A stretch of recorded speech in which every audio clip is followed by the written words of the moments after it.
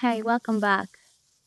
So this week I thought we could make like a little jump and talk about performance. Now, slam poetry is a double art form because it's writing, but it's also performing. So it's just as much about the way you say things and the way you stand on stage than it is about how you write. But if I'm going to talk about performance just off the top of my head, like what I would say is what's most important is that you are living what you are saying and not performing what you are saying, remembering what you are saying. If you go to a lot of poetry open mics, what you'll notice is that people will take their poem and they'll read it. And what you're hearing in their tone of voice is, I am reading. They themselves, through anxiety probably, are not even understanding the words as they're coming out fully. Like you as a performer, when you stand there and you deliver your poem, you need to live it and understand every word that you're saying. What's really helpful for the audience to understand it is if I understand it when I'm saying it, if I embody it as I say it. Now, for me, the trick to doing this is memorizing your poem. Like for poets that are not slam poets, I feel like they never really get to know the secret magic of memorizing. Like a poem for me comes to life when I can say it without reading it.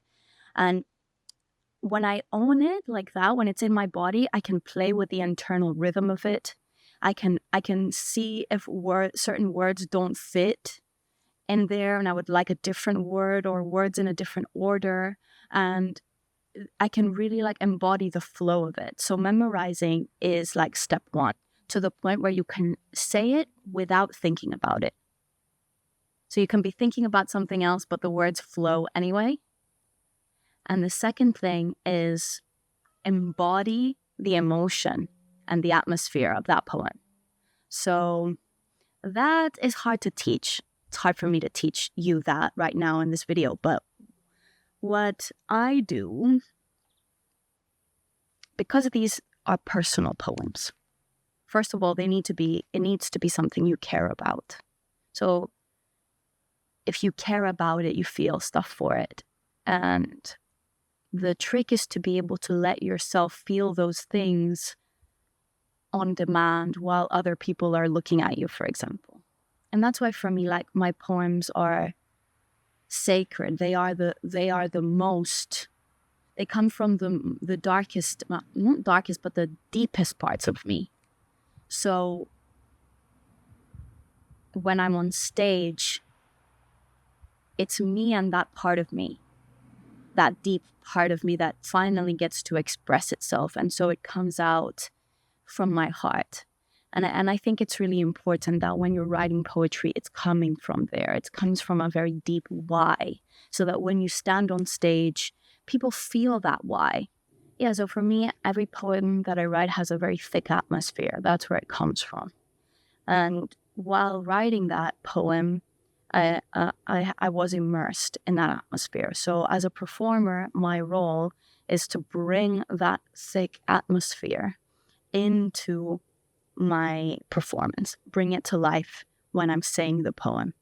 And a trick is when you're feeling nervous because people are looking at you, actually that energy can be used to your benefit. So all of that excitement and adrenaline and fear and all of that sensation in your body, it can be used. It is raw power and raw emotion. So if you let that feeling be, don't pretend that you're totally chill and fine. Let that feeling, like, plug it into the emotion of your poem and let yourself be charged by that feeling. Then that creates like a really powerful voltage, creates a very powerful energetic voltage. So you can have an effect, can have a very powerful effect. That being said, let me share a poem that I have with you. This is a slam poem. It hasn't been performed officially anywhere. I'm still kind of learning it and working it, so it's not 100% in my body, but it's there. So maybe you can get something from my performance, or maybe not. Let's see.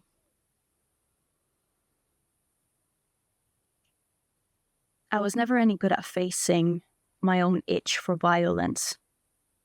Cruel how victim inevitably curdles to perpetrator. Sometimes men need to be punished for what they've done. Mommy raised a golden boy. Daddy raised a viper. Grow up.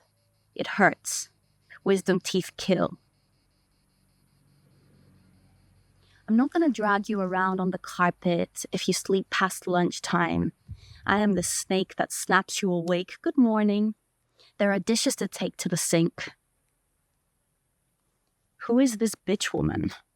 My mother and me. It must be her venom. My father was a sleeper, slept around, slept on his wake-up calls, and as his stand-in, you must suffer his debts. When you've been fed it, you grow a stomach for violence and a tool for your belt. Like a mum or a nun, I too have a ruler, and with it I measure, and then I correct. Wild dogs need to be broken in if they're going to sleep next to girls. My father was a wild boar, erratic and brutal.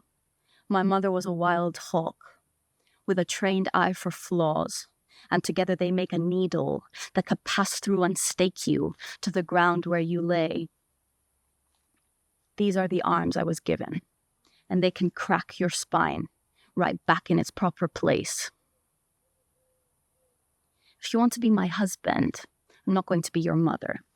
I'm not like her. I expect things, and I want a soldier to fold bed sheets and fuck heartless. I guess I must be made of it. The mess they made against each other. Daughter in the rubble of the house. I never actually saw him hit her. Only the sound, cracking the lace curtains, and I think my grandmother's arms. A man has to be pushed to the point where he can hit his wife. I've pushed a few men there myself, microchipped to repeat. What do I do now with this newborn bird? With you? Pulling a dusty pajama towards you in the dark, I'm full of holes. The desert pours out of them.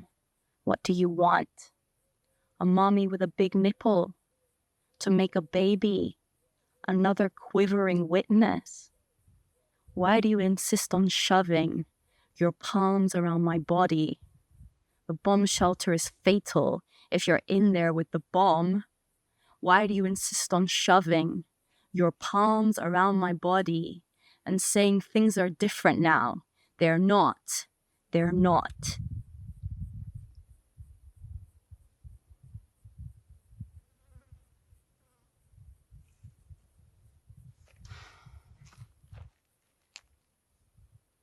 Thank you.